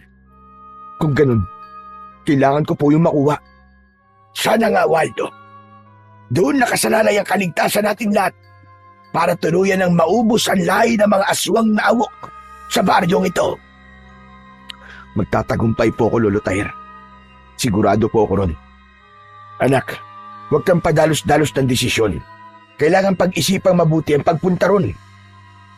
Nakahanda rin po akong tumulong sa anak niyo, Mang Ronald. Panahon na po para kumilos. Kailangan na po nating itakas sa mga biyag bago pa sila maubos. Kung handa na kayo, makinig kayong mabuti sa akin. Kailangan niyong magdala ng ilang pangontra at sandata na panlaban sa kanila. Ikaw, Estong, magdala ka ng bunot ng nyog na merong insenso at kamangyan. Saka niyo sindihan sa loob ng kuweba para manghina sila at mabawasan ang kanilang puwersa. Maganda po naisip niyo, Lolo Tyre. Dahil napansin ko nga po, natakot po sila sa usok. Tama ka, dahil hindi sila nakakahinga kapag nakakalanggap sila ng usok mula sa bunot ng nyog. Lalo na kapag merong insenso at kamangyan. At pagpasok sa kuweba, ay itaon nyo na natutulog sila. Pagkatapos ipaliwanag ni Lolo Tyre ang mga dapat naming gawin, tinahak namin ang daan papunta sa gitna ng kagubatan. Dala ang aming mga sandata. Pagkalipas ng 1 oras na paglalakad, ay narating namin ang bukana ng yungib. Maliwanag ang loob doon dahil sa mga sulo. Nagkatinginan kami ni Estong. Waldo, sigurado ka na ba talaga na papasukin mo ang yungib na yan? Oo, Estong. Kung kinakailangan isugal ko ang aking buhay, gagawin ko. Ngayon, tatanungin din kita. Handa ka na ba? Oo, handa na rin ako, Waldo. Tara na, ito na ang tamang pagkakataon natin. Maingat kaming pumasok sa loob ng yungib. Nakita namin na natutulog ang mga aswang. Dahan-dahan kami sa paghakbang. Ang mga nakahigang aswang ay maingat naming nilampasan habang pigil ang hininga. Bigla akong tumigil sa paglalakad nang maramdaman ko ang paghawak ng aswang sa aking paa. Habang nakapikit ito, maingat ko yung inalis, saka mabilis na humakbang. Pagdating namin sa dulo, nakita ko ang isang kakaibang uri ng itak. Nasa pagitan nito ng 2 malaking bato. Sige, Waldo, lapitan mo na. Daan-daan ka lang. Nilapitan ko ang itak. Hinawakan ko ang puluhan para sana ay bunutin. Ngunit muntik ako mapasigaw dahil napaso ako sa init ng hawakan. Mabuti na lang at maagap na natakluban ng palad ni Estong ang aking bibig. Nakita ko na nalapnos ang aking kamay at galit akong napatingin kay Estong. Bakit di mo sinabi na mainit pala ang hawakan nito? Pambihira ka naman, oo. Pasensya ka na, nakalimutan ko rin eh. Isa pa, kasama yan sa pagsubok sa pagkuha ng sandata Kaya kailangan mong tiisin ang init. Kailangan mo mabunot ang itak bago pa magising ang mga awok na to. Muli kong sinubukang hawakan ang puluhan ng itak. Napangiwi ako dahil sa sobrang sakit. Anak naman ng putya, oh! Paano ko ito makukuha? Ang init eh! Wala tayong magagawa. Kasama yan sa pagsubok. Tiisin mo ang sakit at ang init hanggang sa makaya mo na siyang bunutin. Nagpapabunot lang daw ang itak na yan sa taong karapat-dapat na magmay-ari sa kanya. Sige, kaya mo yan. Muli kong hinawakan ang makapangyarihang itak. Tiniis ko ang sakit kahit ramdam na ramdam ko ang init nun. Sinikap kong hilahin yun. Umusok ang aking kamay. Subalit hindi ko yun pinansin. Ubod lakas kong hinugot ang itak at nabunot ko yun. At dahil sa ginawa ko, yumanig ang buong paligid ng yungib. Kaya't nagising ang mga aswang. Naalarma kami ni Estong at napasiksik sa pader na bato. Yari na! Nagising ang mga aswang, Waldo! Ngayon ko masusubukan ang kapangyarihan ng itak na to. Napuno ng pag-angil ang loob ng yungib. Hindi kami makalis dahil nakaharang sila sa lagusan. Pinalibutan kami ng mga aswang. Lahat sila ay nakatingin ng masama sa amin. Nagbabaga ang mga mata. Mas lalong bumangis ang kanilang anyo. Natangkasa ng susugod sa amin. Maagap ko namang iwinasiwas ang itak para hindi sila makalapit. Estong, gawin mo na! Isaboy mo na rin sa kanila ang asin! Bilisan mo! Ginawa ni Estong ang plano. Isinaboy niya ang asin sa mga aswang. Pagkatapos nun, sinindihan niya ang bunot ng nyog. Kumalat ang usok sa loob ng kuweba. Sinabayan ko yun ng pag-atake sa kanila gamit ang aking makapangyarihang itak. Tinaga ko sa leeg ang unang sumugod sa amin. Nakita ko ang epekto ng talim sa katawan nila. Merong lumabas na usok mula sa nakabukas na sugat ng aswang. Bumagsak siya sa sahig ng kuweba. Nagkikikisay ang katawan. Bumubula ang bibig na parabang nalalason at lumuwa ang kanyang mga mata hanggang sa tuluyang lumiyab ang kanyang katawan. Hindi ako makapaniwala sa malakas na kapangyarihan ng itak. Kaya naman, sumugod ako sa mga natitira pang mga aswang at bawat wasiwas ko ng talim sa ere ay tinatamaan ko sila sa kanilang katawan at agad na nasusunog. Waldo, tara na! Malapit na maubos ang usok sa bunot ng nyog. Dahil sa sinabing yun ni Estong, mabilis kong inatake ang mga aswang na nakaharang sa daan palabas ng kuweba. Bawat tamaan ng aking taga, isa-isa silang bumabagsak sa sahig ng kuweba hanggang sa masunog. Ang iba naman ay napapaluhod dahil nanghihina sila sa nalalanghap nilang usok galing sa bunot ng nyog. Sinamantala namin ang pagkakataon para lumabas ng kuweba. Hindi ko napansin na merong nag-iisang aswang na humabol sa amin. Kaya bago ko pa mapugutan ng ulo ang aswang, tinamaan na ng kalmot sa dibdib si Estong. Dala ng labis kong galit, paulit-ulit kong tinaga sa leeg ang aswang na awok hanggang sa tuluyan itong bumagsak sa lupa hanggang sa masunog. Saka ko naman nilapitan si Estong. Estong, may sugat ka! Ayos lang ako. Hindi naman malalim ang sugat ko eh. Anong hindi malalim? Delikado pa rin yan dahil sa laso ng awok. Mabuti na lang at pinadala sa akin ni Lolo Tahir ang langis na to. Gagamutin kaagad kita. Hubarin mo ang damit mo. Mabilis na naghubad ng damit si Estong at lumantad sa aking paningin ang 3 malalim na guwit mula sa kuko ng aswang na awok. Pero biglang napako ang aking atensyon sa suot na kwintas ni Estong. Meron yung palawit na tela na may pamilyar na itsura. Hindi ko lang matandaan kung saan ko yun nakita. Pagkatapos kong patakan ng langis ang sugat ni Estong, ay muli niyang isinuot ang kanyang damit. Pero hindi ako nakatiis na hindi magtanong tungkol sa kanyang kwintas. Anong uri ng kwintas ang suot mo, ha Estong? Naku, wala to. Hindi naman to agimat eh. Isa lang itong alaala mula sa namatay kong nanay. Pareho pala tayo. Mahilig magbigay ng pagpapahalaga sa mga bagay na iniiwan ng mga mahal natin sa buhay. Oo. Tsaka kapag suot ko to, pakiramdam ko, kasama ko rin si nanay. Biktima rin kasi siya ng aswang na awok. Inspirasyon ko ito para maging matapang at lumaban sa mga aswang. Kaya pala tinutulungan mo ko dahil gusto mo rin mabigyan ng hustisya ang nangyari sa iyong ina. Teka, ano nga palang gagawin natin sa kuweba? Kailangan natin sunugin ang lugar na to para walang maiwan na ebidensya. Sinunog namin ni Estong ang loob ng kuweba. Pagkatapos kong gamutin ang kanyang sugat, ay inalalayan ko siyang maglakad, papalayo, sa lugar na yon. Pagkalipas ng 1 oras, narating namin ang bahay ni Lolo Taher. Pagkatapos kong maipakita, kina Tatay at Lolo Taher ang itak, nagplano kami sa gagawin naming paglusob sa kuta ng mga aswang para itakas ang mga biyag. Nagkaroon din kami ng konting pagsasanay sa paggamit ng aming sandata. Nagpalipas kami ng ilang araw sa bahay ni Lolo Taher.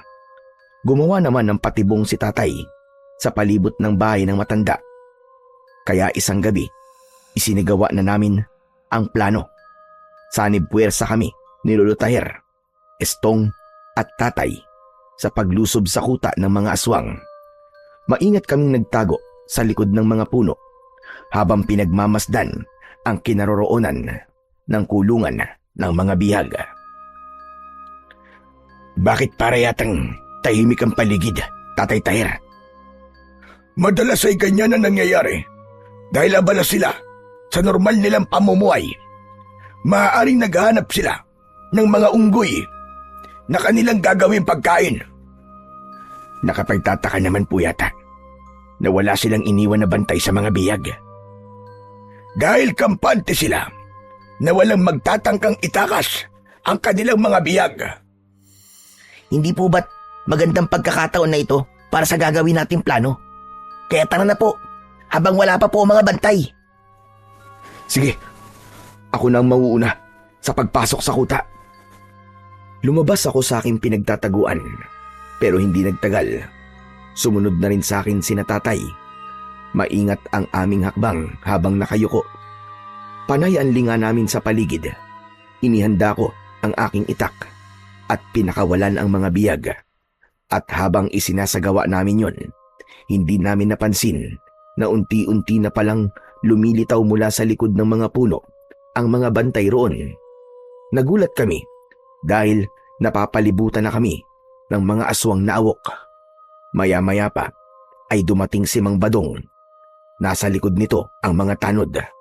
Nakangisi sila ng nakakaloko. Pambihira! Nahulog tayo sa patibong nila. Talagang inabangan nila tayo para mahuli tayo. Ano nang gagawin natin? Paano na ang mga biyag? Wala na tayong magagawa, anak. Wala na tayong madadaanan. Dahil sa naging reaksyon namin, humalakhak ng malakas ang aswang na si Mang Badong, saka ngumisi at nagpalitaw sa mahahaba nitong mga pangil. Akala nyo ba ay ganun ako katanga para pabayaang maitakas nyo ang mga biyag? Alam ko na gagawin nyo ito pagkatapos nyo kunin ang sandata sa loob ng kuweba. Nakarating sa akin ang ginawa nyo sa mga alagad ko, kaya hindi ko hahayaan na mabuhay pa kayo. Ngayon na nahulog na kayo sa aking bitag, hindi na kayo makakatakas. Ito na ang magiging katapusan ninyo. Hoy! Pangit na aswang! Huwag ka na magpanggap dahil kilala ka na namin, Mang Badong! Mabuti naman at kilala nyo na ako. Alam ko na rin kung anong dahilan kung bakit lumipat kayo sa baryo ko. Hinahanap nyo ang pamilya nyong sakay ng jeep. 17 taon na ang nakakalipas. Tandang-tanda ko pa ang isang babaeng pinatay ko. Kamukhang-kamukha siya ng anak mo, Ronald. Nagmamakaawa siya. Nabuhayin ko ang anak niya at siya na lamang ang patayin ko. Hindi ba't ang babaeng pinatay ko ang hinahanap nyo? Tama ba? Hayop ka! Demonyo ka, Mambadong! Magbabayad ka sa pagpatay mo sa nanay ko! Papatayin kita! Dala ng bugso ng aking damdamin. Sumugod ako kay Mambadong. Akma ko na sana siyang tatagain nang biglang nilapitan ng mga alagad niya ang aking mga kasama. Subukan mo lang na lumaban. Kung hindi, mamamatay ang mga kasama mo. Sige, ibigay mo sa akin ang itak. Bilisan mo! Ano ko, tanga? Hindi ko ibibigay sa'yo ang makapangyarihang itak na to. Dahil nakipagmatigasan ako sa pinuno ng mga aswang na si Mambadong, ipinabugbog niya sina tatay sa mga alagad niyang aswang. Kaya wala na akong nagawa, kundi ang isuko ang makapangyarihang itak. Teka, tama na! Tama na, Mambadong! Huwag niyo silang saktan! Mabilis ka naman palang kausap eh. Sige, itali ang lapastangan na yan! Maya-maya pa, naramdaman ko ang paghawak ng mga aswang sa tigkabilaan kong braso. Saka inilapit sa puno at iginapos sa kuroon. Matitikman mo ngayon ang pagpapahirap na hindi mo pa nararanasan sa buong buhay mo. Pakiwalan mo ang anak ko, hayop ka! Tayong dalawa maglaban! Duwag ka! Duwag! Dahil sa galit ni Mambadong, nilapitan niya si tatay. Pagkatapos ay sinuntok niya ito sa muka. Inutusan niya rin ang mga alagad niyang awok na bugbugin sina Istong at ang matanda na si Lolo Tahir. Tama na yan! Tama na! Huwag mo silang inamay! Hindi ko hahayaan na humaba ang mga sungay ninyo para lumaban sa akin. Hindi na rin kayo makakaalis sa lugar na ito. Hindi ako makakapayag na merong makaalam ng tungkol sa baryong ito. At kung makatakas man kayo, walang maniniwala sa inyo na merong aswang sa baryong ito. Nagkakamali ka, demonyo ka. Gagawin ko ang lahat para makaalis sa lugar na to. At ang ID na ibinigay mo ang gagamitin kong katibayan na nanggaling kami sa baryong ito at ipagkakalat ko sa lahat na mga aswang kayo. Biglang dumilim ang anyo ng pinuno ng mga aswang na si Mambadong. Nagulat ito sa akin sinabi, kaya dala ng kanyang galit, isinawsaw niya ang aking itak sa nagbabagang kahoy. Pagkatapos ay ipinaso niya yon sa aking kamay. Halos mapasigaw ako sa labis na kirot. Si tatay ang hindi nakatiis. Nagpumiglas siya para makalapit sa akin, pero bigla siyang hinampas ni Mambadong ng puluhan ng itak sa muka. Kaya naman, pansamantalang nawalan ng malay si tatay. Hayop ka talaga, Badong! Humanda ka sa akin kapag nakatakas ako rito! Ikaw ang una kong papatayin! Tatagtaran kita ng pinong-pino! Puro kasatsat na hindi ka na nga makagalaw dyan. At hindi mo na rin magagamit ang iyong kamay. Dahil sunog na yan. Kaya maghintay ka na lamang sa kamatayan mo. Umalis sila sa aming harapan, habang sila Istong at Lolo Tahir naman ay nananatiling walang imik habang iginagapos ng mga aswang. Ang mga bihag naman ay ibinalik na sa kulungan habang umiiyak at humihingi ng tulong sa amin. Ang itak ko naman ay inilagay ni Mambadong sa apoy para tuluyang tunawin. Nang mawala sila sa aking paningin, nagpumiglas ako para tumakas. Kahit sa bawat paggalaw ko ay nasusugatan ako ng lubid. Tiniis ko ang sakit, ngunit nabigo akong tanggalin yun. Pagkalipas lamang ng ilang minutong pagkakagapos, napansin ko ang isang pamilyar na unggoy na nagpalipat-lipat sa sanga ng puno. Habang nakatingin sa akin, tumalon siya at pumatak sa akin tapat. Sinuri niya ang aking muka na para bang kinikilala niya ako. Kaya naman, nakipag-usap ako sa kanya na para bang tao ang kinakausap. Kaibigang Unggoy, naaalala mo ba ako? Ako to. Ako yung lalaking nagbigay sa'yo ng tinapay. Kaibigang Unggoy, pakiusap po. Tulungan mo naman akong makatakas. Kalagan mo ang tali ko sa kamay. Nakikiusap ako sa'yo. Tulungan mo kami. Tinitigan ako ng unggoy sa aking mga mata at nagulat ako sa ginawa niya. Kinagat niya ang tali sa kamay ko at nagawa niyang maputol yun. Ganon din ang kanyang ginawa kina Lolo Tahir at Estong. Kaibigang Unggoy, maraming salamat sa iyo ha. Hulog ka ng langit. Umuni ito, saka umalis sa lugar na yon. Mabilis akong tumayo at nilapitan ang siga. Mabuti na lang at wala na yung apoy at hindi tuluyang natunaw ang itak. Dinukot ko ang medyas sa aking bulsa at pagkatapos ay ibinalot ko yon sa aking napasong kamay. Kinuha ko ang itak at ibinaba sa lupa upang maibalik sa dating lamig ang hawakan nito. Nang kaya ko na ang init, wala na akong inaksayang oras. Agad naming pinakawalan ang mga bihag. Waldo, sige na. Ako nang bahala sa mga bihag. Sige po, ako naman po ang bahala kay tatay. Tara na po, kailangan na po nating umalis dito bago pa sila bumalik. Mabilis kaming umalis sa lugar na yon. Pagdating namin sa bahay ni Lolo Tahir, ay agad niyang ginamot ang sugat ko sa may kamay, pati si tatay na nagkamalay na rin. Biglang natigilan si Lolo Tahir nang makita niya ang suot kong medyas na nakalagay sa aking kamay. Saka napatingin ito kay Estong na lumapit din sa amin. Lolo, sandali lang ho. Ano po nangyayari sa inyo? Bakit bigla po kayo namutla? Sa tingin ko, Estong, may bahagi sa nakaraan mo ang narito sa harap ko. Hubarin mo ang kwintas mo at tanggalin ang tali. Pagkatapos ay itabi mo sa medyas na nasa kamay ni Waldo.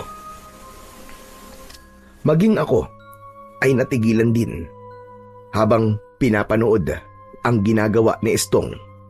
Nang tuluyang matanggal ang medyas, nagulat ako dahil kapareho yun sa medyas na nakuha ko sa sasakyan.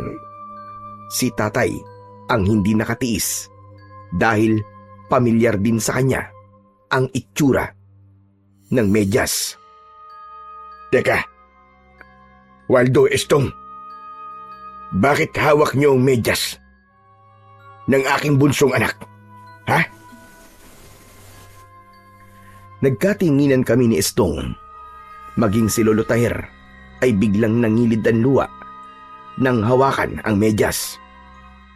Waldo, iho, saan mo nakuha ang medyas na ito? Dun po, sa may lumapon sasakyan sa loob ng jeep. Hindi ko po alam na pag-aari pala ito ng kapatid ko. Kung ganun, ang hinahanap mo na sinasabi mong ina ay si Marisa ba? Lolo, paano naman po napasali sa usapan ang pangalan po ni nanay?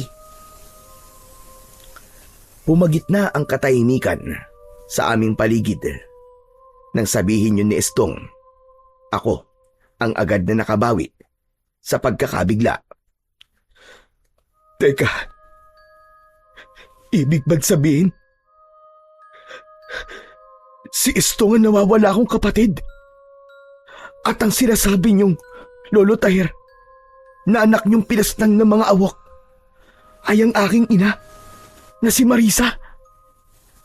Oo, Waldo. Diyos ko, sobra namang magbiro ang tadhana. Paano nangyari ito? Na dito pa tayo, nagkita-kita.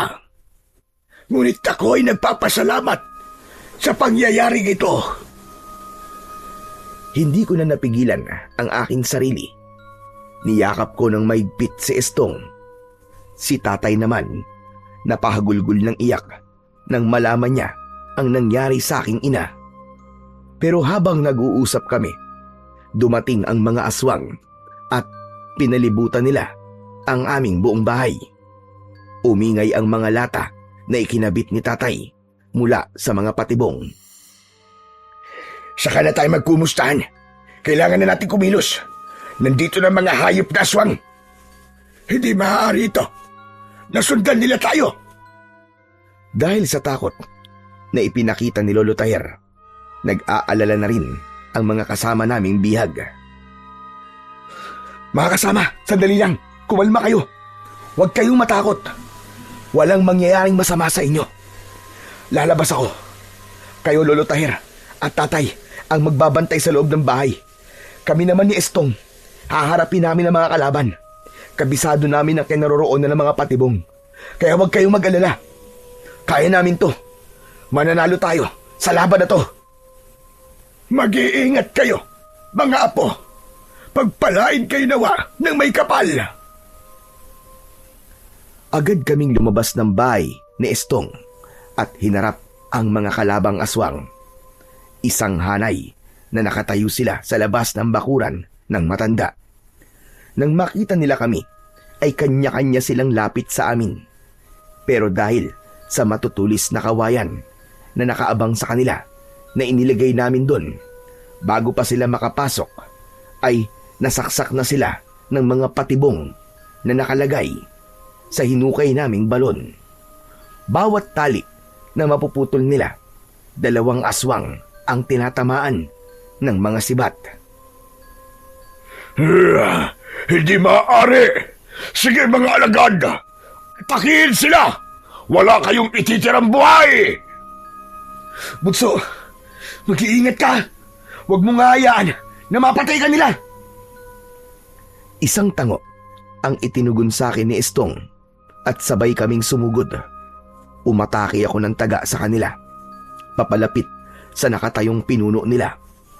Lumundag ako ng mataas at tumalon din si Mambadong para salubungin ako sa ere. Tinamaan niya ako ng kalmot sa dibdib. Tinamaan ko rin naman siya ng taga sa balikat. Unti-unting umusok ang sugat niya, ngunit patuloy pa rin siyang lumaban sa akin. Sinuntok niya ako na agad ko namang naiwasan. Sa aking pagtayo, tinaga ko siya sa leeg at sinundan ko pa yun ng sipa sa kanyang dibdib.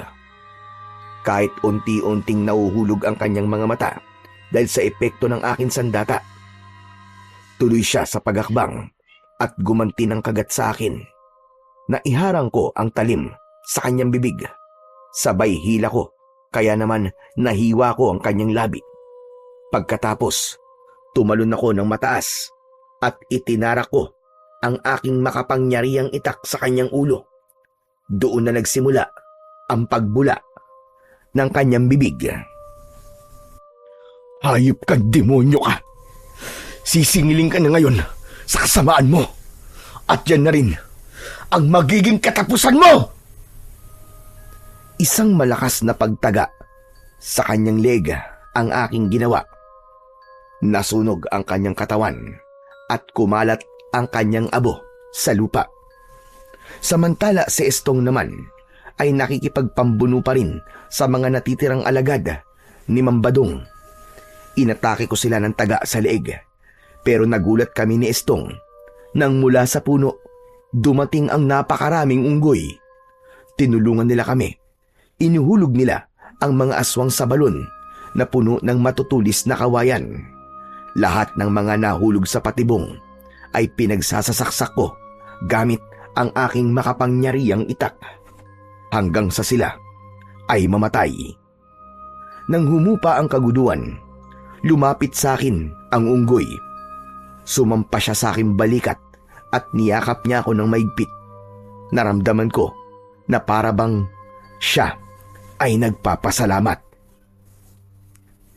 Kaibigang unggoy, maraming salamat din sa tulong mo sa amin. Kundi dahil sa'yo, hindi namin to magagawa.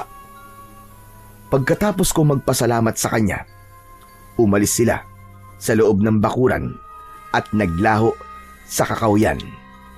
Hanggang sa lumapit na sa akin ang kapatid kong si Estong. Kuya, paano mo nakakausap ang mga unggoy? Hindi ko siya totoong nakakausap, Estong. Naiintindihan lamang niya kung ano ang aking sinasabi. Siguro naalala niya ang kabaitang ipinakita ko sa kanya. Maya-maya pa ay lumabas ang mga tao sa bahay ni Lolo Tahir. Lumapit sila sa akin at nagpasalamat. Saka kami nag-usap ni na Tatay at Lolo Tahir tungkol sa pagiging isang pamilya namin. Pagkatapos ng gabing yon, ay tuluyan na naming nasira ang pugad ng mga aswang. Naubos na ang kanilang lahi at hindi na kami umalis sa baryong yon. Tuluyan na kaming nanirahan sa baryo ng aming ina. Pinuno namin ng masasayang sandali ang panahon na nahiwalay kami sa isa't isa. Sa ngayon, ang medyas na nagbuklod sa aming magkapatid para mahanap ang bawat isa ay nasa pangangalaga pa rin namin, kasama ang aking makapangyarihang itak. Sa kasalukuyan, meron na po kaming sari-sariling pamilya. Masaya at tahimik na namumuhay sa baryo ng Santa Rosa na minsang sinakop ng mga aswang. Marami po akong natutunan pagkatapos ng nangyari na yon sa amin. Una, ay ang bago ka lumipat sa ibang lugar, mabuting alamin muna kung ito ba ay ligtas na tirahan. Dahil baka mapunta ka rin sa pugad ng mga aswang. Pangalawa, huwag nating sukuan ang ating pamilya hanggat hindi natin nalalaman kung bakit sila nawala sa atin. Panatilihing maging mabuting tao at sa mga hayop. Dahil baka dumating ang isang araw na sila naman ang magbibigay ng tulong sa atin. Hanggang ngayon po, Sir Blair, hindi ko nakakalimutan ang unggoy na tumulong sa amin. Sa katunayan, palagi siyang bumibisita sa amin. Hanggang sa aking mga anak, itinuturo ko sa kanila na palaging maging mabuti sa mga hayop. Hanggang dito na lamang po ang aking kwento at sana ay kinapulutan po ng aral ng ibang naliligaw ng landas. Nagpapasalamat, Waldo.